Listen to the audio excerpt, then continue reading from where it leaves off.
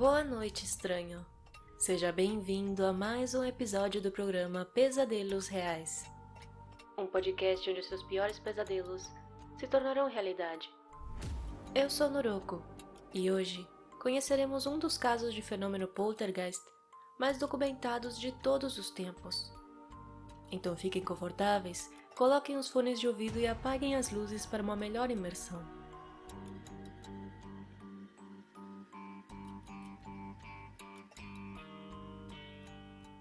A palavra poltergeist deriva do alemão poltern, que significa fazer barulho, e Geist, fantasma.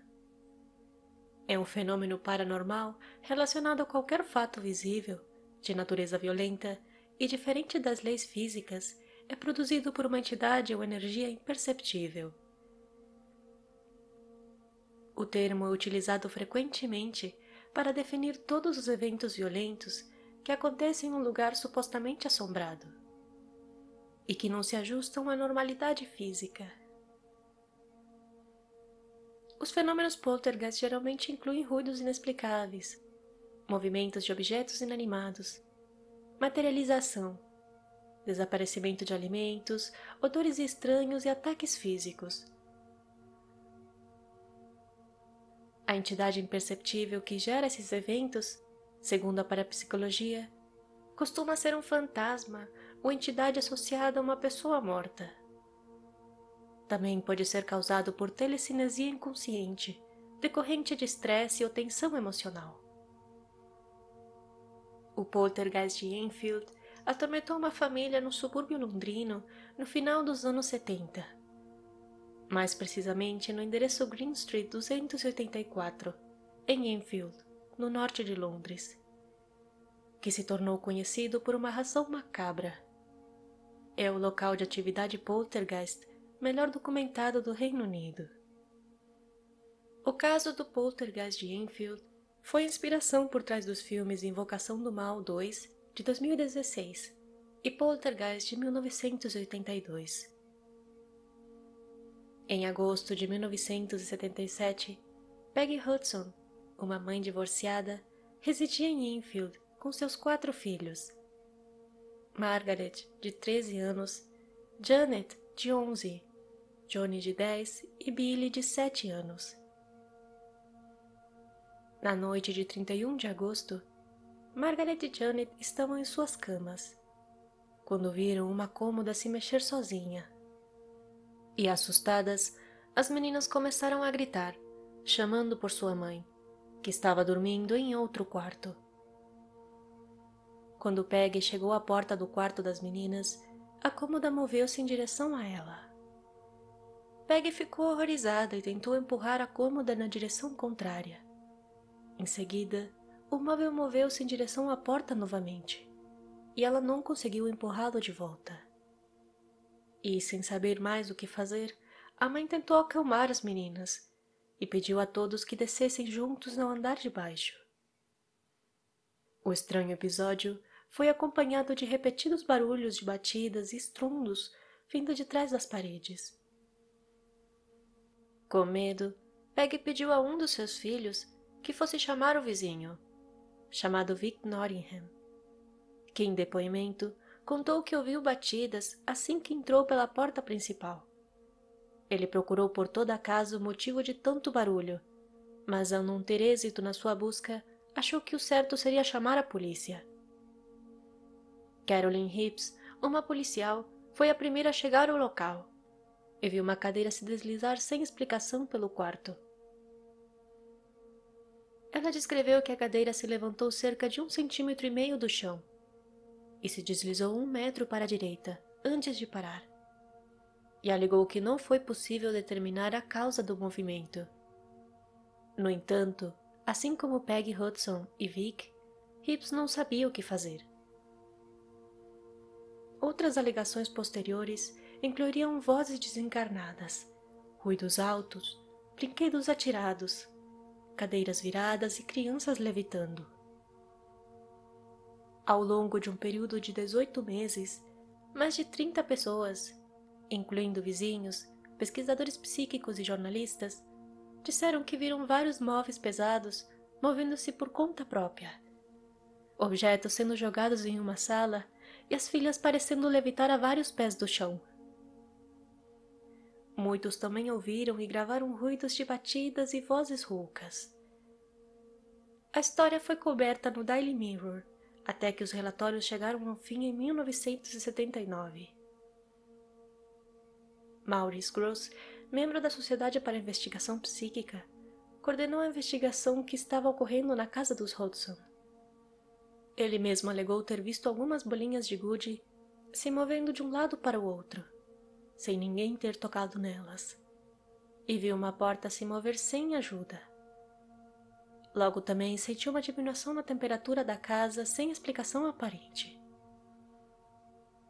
No início de novembro de 1977, ele confrontou a suposta presença na sala de estar questionando: "Você está brincando comigo?"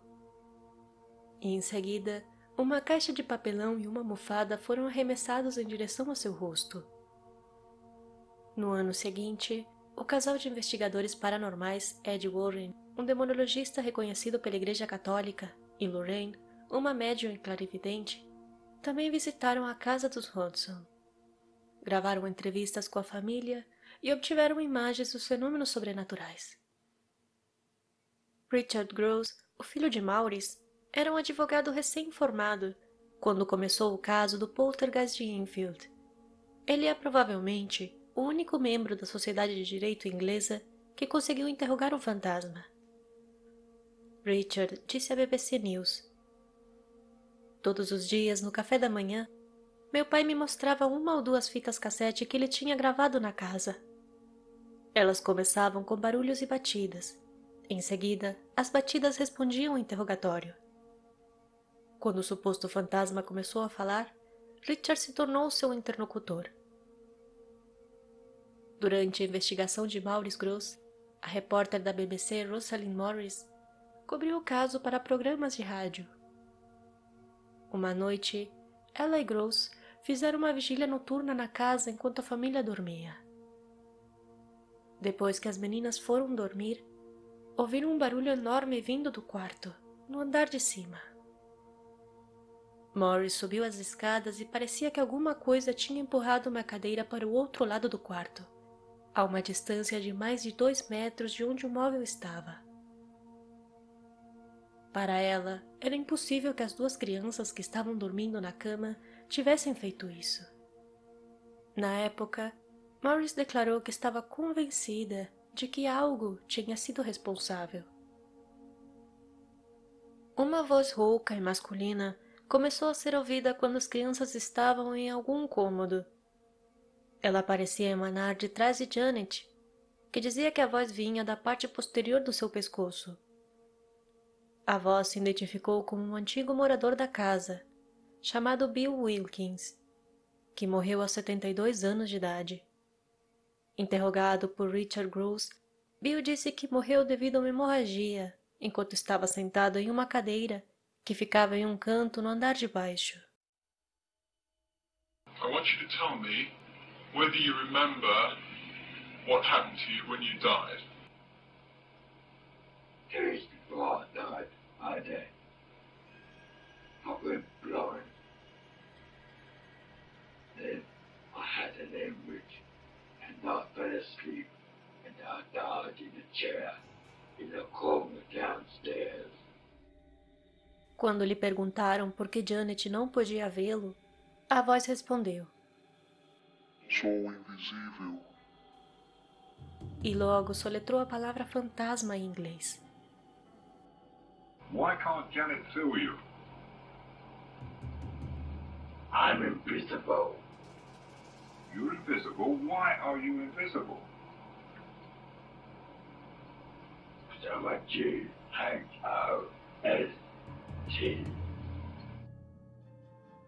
A história da sua morte foi corroborada mais tarde por Terry, o filho do ex-morador da casa que, de fato, se chamava Bill Wilkins. Os acontecimentos continuaram. As camas levitaram, os móveis se moveram, Janet levitou, e uma grade saiu da parede e atingiu o irmão na cabeça. Então, uma voz começou a surgir por meio de Janet. Ela descreveu a experiência como algo difícil de explicar, mas parecia uma profunda floresta negra. Nem parecia que vinha de mim, embora fosse. Parecia que estava atrás de mim. Um dos investigadores decidiu fechar a minha boca com fita adesiva, mas ele ainda falaria. Eles colocaram água na minha boca e ele ainda falaria. A voz era tão clara. Só pensei, por que isso está acontecendo comigo? Por que sou eu a escolhida? Estou possuída? Havia muito ceticismo em relação a isso, porque nem sempre falava em frente das pessoas. Janet disse que a voz às vezes parecia má, porque ela se sentia usada, mas outras vezes parecia que estava apenas tentando passar. De acordo com Janet, uma vez, a voz disse: Esta é a minha casa. Você não deveria estar aqui. Mas a família não tinha para onde se mudar. Margaret descreveu que estavam muito preocupados e temiam que aquela entidade os pudesse prejudicar. Muitos acreditam que a família inventou tudo, usando truques básicos de magia, para conseguir uma casa nova e maior, mas isso nunca foi comprovado. Peggy era uma mãe solteira com 4 filhos pequenos, mas Rosalind Morris não acredita que uma casa melhor tenha sido a motivação, pois Peggy achava que sua casa era boa e morou nela pelo resto da sua vida, sendo inclusive o local onde ela faleceu em 2003. A jornalista admite que no início, ela mesma era extremamente cética em relação ao fenômeno e buscava diversas maneiras de explicar o truque. No entanto, Hudson lhe pareceu sincera e muito assustada. Richard Gross também não acredita que o motivo da família pudesse ter sido financeiro, pois eles nunca ganharam dinheiro com isso. Ele também rejeita as afirmações de que Janet poderia sofrer de síndrome de Tourette, transtorno neuropsiquiátrico que pode se caracterizar por tiques vocais esporádicos. Quando a voz que parecia vir da garota começava, ela falava sem parar por 2 a 3 horas. Seu pai, Maurice Gross, também não acredita na possibilidade de que a menina estivesse fazendo um truque de ventriloquismo, e afirmou que manter esse tipo particular de voz, por um período de tempo sem machucar as cordas vocais, é absolutamente impossível. Janet, por sua vez, sempre manteve uma atitude firme diante dos céticos, afirmando não se importar com o que pensam, pois ela sabia o que realmente tinha acontecido e estava convencida de que tinha sido real. Com o centro das atividades focados em Janet, a filha mais nova, foi levantada a hipótese de que a atividade poltergeist era desencadeada pela puberdade, especialmente em torno às meninas. Uma manifestação energética da bomba relógio hormonal daquela época. Janet era o locus e, possivelmente, também a verdadeira fonte de atividade. A maioria dos acontecimentos, incluindo a voz gutural que falava através de Janet, quase nunca acontecia se algum dos investigadores estivesse olhando diretamente para as crianças, ou na sala, levando muitos a acreditar que era tudo uma fraude elaborada apresentada pelas crianças. Os 2 homens que foram os principais investigadores paranormais nesse caso, Guy Playfair e Maurice Gross, ambos membros da Sociedade de Pesquisa Psíquica, acreditavam na presença real dessa entidade. Embora Janet tenha sido pega na mentira em alguns vídeos, haviam elementos genuínos que indicavam a presença sobrenatural. O poltergeist moveu móveis, jogou objetos pelos quartos e através das paredes e pisos. Jogou as crianças, especialmente Janet, de suas camas, levitou-a, juntou água, acendeu e apagou as luzes. Os investigadores ficaram na casa de manhã à noite, quase diariamente, e documentavam minuciosamente cada dia. Em uma entrevista com Will Storr no Telegraph, Janet admitiu que cerca de 2% dos acontecimentos em Enfield foram falsificados, em parte por causa do tédio e frustração com as pessoas indo e vindo, e a pressão dos céticos. Havia momentos em que as coisas aconteciam, e outros em que não. Às vezes, se as coisas não acontecessem, você de alguma forma sentiria que falhou, disse Janet. Maurice também admitiu que as crianças pregavam peças, mas acrescentou que não era nada em comparação com a coisa real. Sobre o caso, anos depois, Margaret, uma das irmãs da família, alegou: "Não éramos maus, não éramos ruins. Éramos apenas uma família normal. E simplesmente não sabíamos quando isso iria acabar." Tanto Janet quanto Margaret mudaram profundamente por causa do que viveram naquela casa. Janet destaca como foi difícil encontrar conforto, porque ninguém entendeu o que eles passaram. Ela admitiu que se tornou muito retraída e desejava morrer às vezes. Margaret sofreu uma depressão muito profunda na casa dos 20 anos. Seu médico ofereceu pouca ajuda, então ela começou a orar.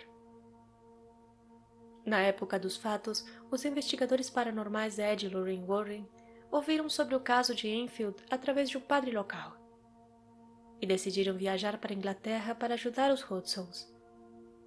Janet lembra-se deles como pessoas muito calorosas e amigáveis, que vieram para ajudá-los em vez de ver o que estava acontecendo. Lorraine disse que reconheceu imediatamente que havia algo demoníaco na casa e refletiu sobre a levitação das meninas, dizendo: "Como algo tão mau saiu dessas meninas." A atividade do poltergeist de Enfield, que começou em agosto de 1977, chegou ao fim em 1979. Seria de grande complexidade definir o que realmente aconteceu no endereço 284 da Green Street, em Enfield, durante o verão de 1977. O que sabemos é que algo muito maligno decidiu reivindicar a casa como sua, agredindo, assustando e destruindo objetos para afugentar a família, que já se encontrava fragilizada emocionalmente. Sem dúvidas, este é mais um caso onde um poltergeist decide se manifestar, convertendo a vida dos moradores em um grande pesadelo feito realidade. Avalie e siga este podcast. Isso seria uma enorme ajuda para a continuação deste programa. Considere me seguir no Instagram, no @podcast Pesadelos Reais. Lá estarei avisando cada vez que houver um novo episódio. Siga o canal Pesadelos Reais no YouTube, pois lá costumo postar as versões em vídeo de cada episódio. Por favor, deixe seu like e compartilhe para me ajudar a chegar a mais estranhos como você. Todos os créditos e fontes utilizados para a produção deste programa estão na descrição. Me despeço por hoje. Lhe envio um abraço psicológico bem apertado e até o próximo episódio.